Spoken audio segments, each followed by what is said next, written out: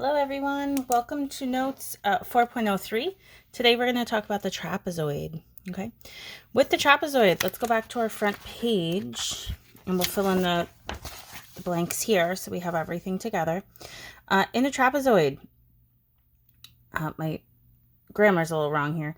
A trapezoid only has one set of parallel sides. And also, this is another rule we're going to encounter. We're going to see what a median is. Now, we've done a mid-segment before, but a median here connects the midpoint of one leg of the trapezoid to the midpoint of the other.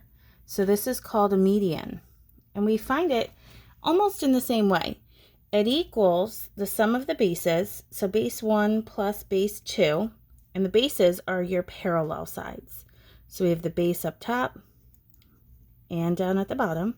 Okay, so sum of the bases divided by 2. So it's very similar to our midpoint formula. So remember, midpoint, little review from unit 1, is x plus x over 2, y plus y over 2 when we're talking about two-ordered pairs. Okay, so this median formula is very similar, not identical.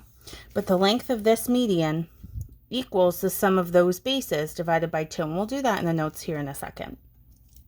An isosceles trapezoid is very similar to an isosceles triangle. If we think about an isosceles triangle and we kind of chop off this top part, if you like think about a candy corn, you eat off the white piece at the top, okay, you have an isosceles trapezoid. So this four-sided figure here, we have kind of drawn larger, is going to have two equal sides, and then the bases are going to be parallel.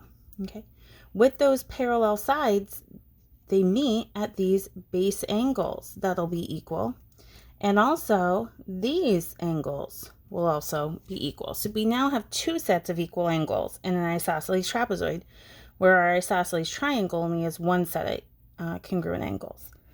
So in an isosceles trapezoid, opposite angles end up being supplementary. So let's actually make that sup. So this angle here is acute. Okay, its measure is less than 90. So let's say that that's 70 degrees. Its opposite angle is going to be 110. You can see all the ones I put in there. In an isosceles trapezoid, the base angles here are congruent. In an isosceles trapezoid, the diagonals are congruent. So if I connected the diagonal from this corner up to here and this corner down to here, those two diagonals would be congruent. I'm not going to draw all of that in this picture because we're going to talk about it again in the notes. Okay, if you want to fill in the blanks on your family tree as well. Again, this is just a way to kind of organize all of our ideas in one place. Okay, so far we've done the kite, parallel, perpendicular, if you have those blanks still blank, your rhombus, your rectangle, the parallelogram, and again, the trapezoids are our topic for today. So you have at least one set of parallel sides. Technically, a parallelogram is a trapezoid, okay? Maybe I'll connect that arrow for once. And the median, again, connecting this midpoint to this midpoint, is the sum of the bases divided by 2.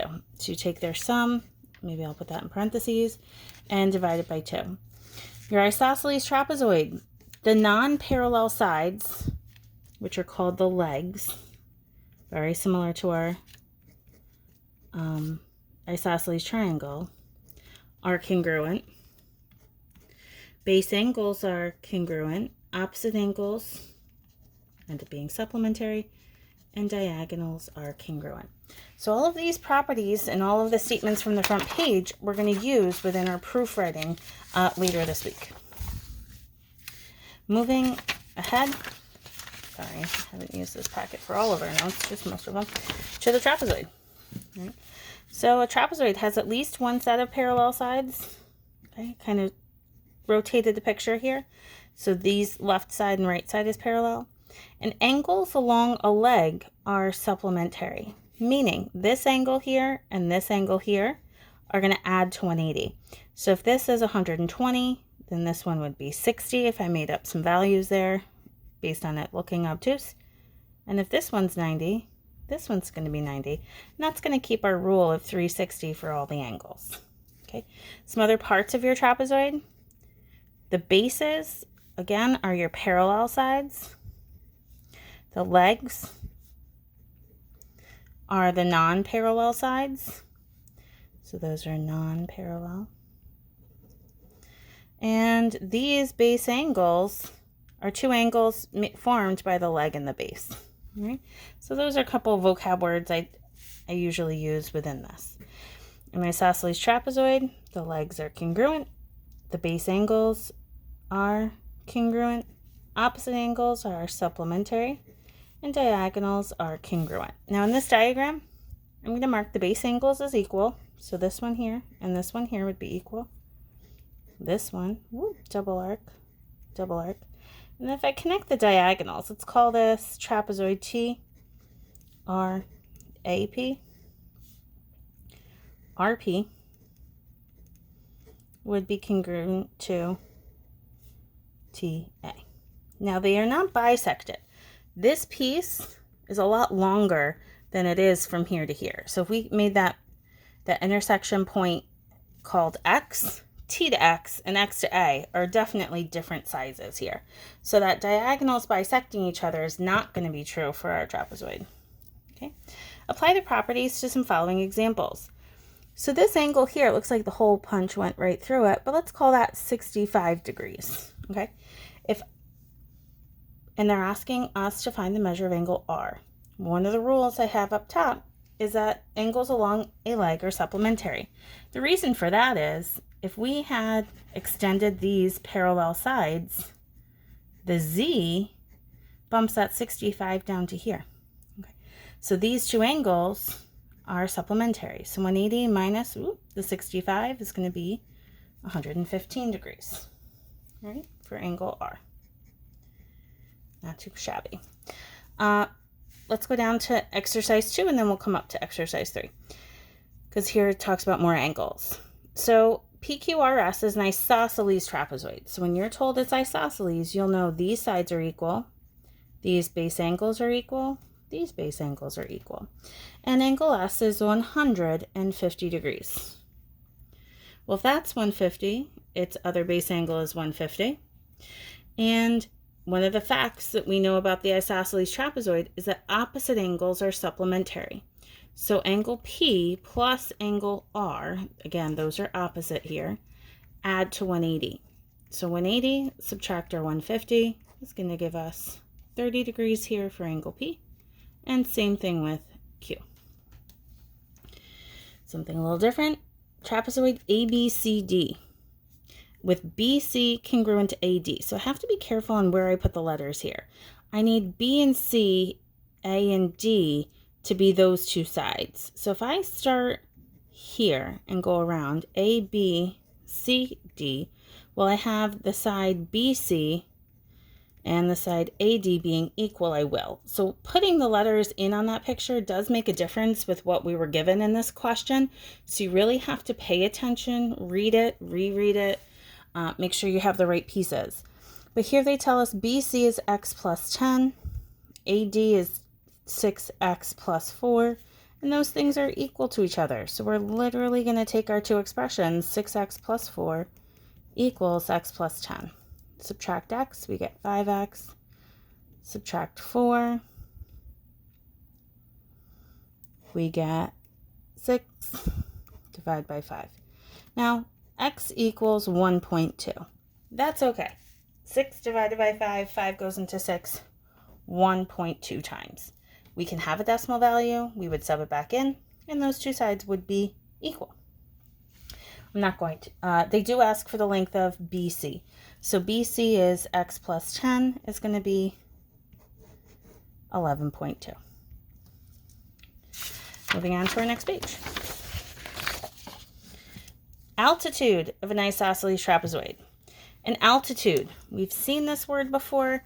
Here it is officially in our notes. An altitude of any shape is always a height